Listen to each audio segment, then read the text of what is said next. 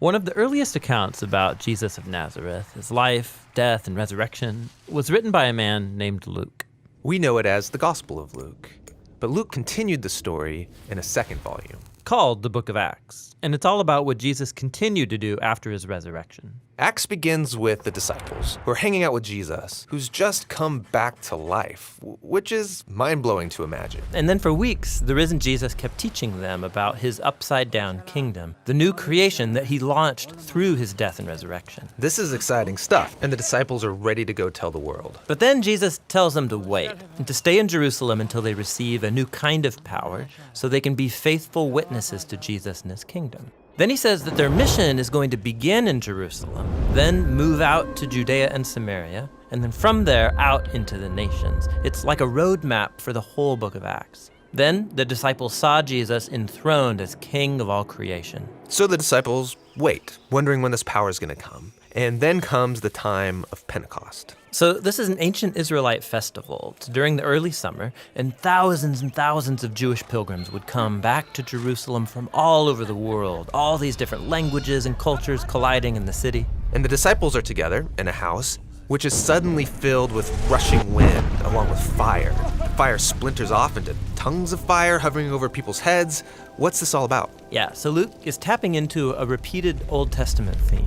When God's presence showed up similarly at Mount Sinai, he made a covenant with Israel and gave them the Ten Commandments. Then later, when God's glory came in a pillar of fire, it filled the tabernacle when he came to live among them. But that was just one pillar of fire, not many. Exactly. Luke's making an important point here. This is God's personal temple presence, God's spirit that was foretold by Israel's prophets. And now it's come to take up residence in the new temple of Jesus' body, that is, his people. They've become little mobile temples where God now dwells. And they start to tell stories about Jesus, but they're speaking in languages that they didn't know before, yet all the visitors can understand them. What's this all about? Well, Peter gets up to explain that this is the fulfillment of Israel's hopes based on the scriptures. God's plan was always to use the unified family of Abraham to bring peace and justice to the world. But the tribes of Israel had been scattered because of the exile. Now here at Pentecost, representatives from all of the tribes come back together and they're introduced to their Messiah, the crucified and risen Jesus, so they can now become the restored people of Israel. And thousands of them start following the way of Jesus. Which brings us to Luke's tale of two temples. So you've got the temple that Herod built in Jerusalem, where Jesus' disciples worship like the rest of the Israelites. But now there's also Jesus' temple, which consists of people. This temple's meeting together in homes all over Jerusalem, and they were approaching life in a radical new way. Right, think about it. Many of these pilgrims aren't even from Jerusalem, so they've formed these new families, and they're all depending on each other. Yeah, people would sell their stuff, provide for the poor among them. They ate their meals together. They said their daily prayers together. They were learning from the apostles what it meant to live as if Jesus is the true king of the world, and it must have been exhilarating.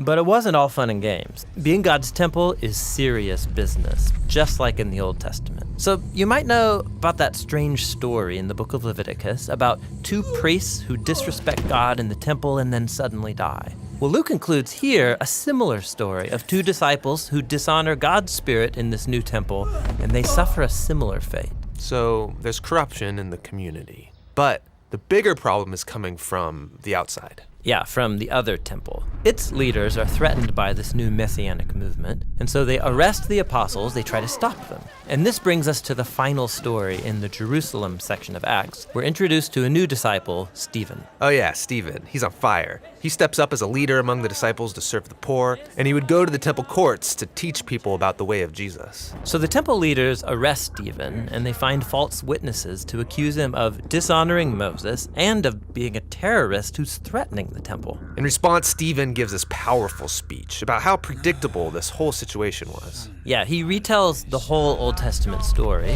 highlighting characters like Joseph, Moses, and the prophets, people who are consistently rejected and persecuted by their own people. Israel's been resisting God's representatives for centuries, and so their rejection of Jesus and now of his followers is a rejection of God himself. They get angry, and they start to execute him by picking up rocks and smashing him to death. And as he's dying, he commits himself to the way of Jesus, to suffer because of the sins of others. He even cries out, "Lord, don't hold the sin against them." This is basically what Jesus said at his death. Exactly. Stephen becomes the first martyr of the Jesus movement, with many more to come. But this persecution contains seeds of hope, which is why Luke introduces us to a new character here, a religious leader named Saul. He stands over Stephen's dead body and even approves of the whole thing. Wait, Saul, you mean the man who becomes the Apostle Paul? Yes, Luke is showing how even this tragic murder can't stop Jesus' kingdom.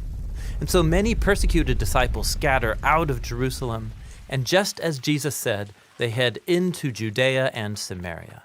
Now, the story of what happens there, that's what the next section of Acts is all about.